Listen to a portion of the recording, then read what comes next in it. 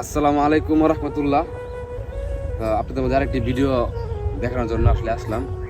দেখতে পাচ্ছেন যে আসলে কৃষকরা যে পরিশ্রম করে একটা মাটিরে কতটুক ফিনিশ হলে, পাউডার মতো হলে বা আটার মতো হলে ফিনিশ করার পরে মাটিটা দেখেন অবস্থা। এটা শুকনা মাটি, আমার পাও ডেবে যাচ্ছে।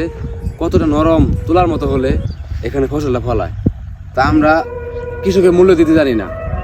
আর এই অবস্থা দেখতে পাচ্ছেন, পাউডার মাটি ডেবে যাচ্ছে, এখানে কোনো পানি নেই, শুকনা মাটি, এখানে কোনো পানি নেই, কিচ্ছু নাই, আর শুধু গাছ, কোনো পানি দেওয়া হয় নাই। তো যাই হোক, এভাবে পরিশ্রম করে যাচ্ছে তারা, আমরা তাদেরকে সঠিক মূল্যায়ন করি না, সঠিক ভালোবাসা দিই না। আসুন না কৃষকের পাশে দাঁড়াই। আমি আছি, আপনার আছেন তো? ভিডিওটা যে যেখান থেকে দেখছেন অবশ্যই শেয়ার করে পাশে থাকবেন।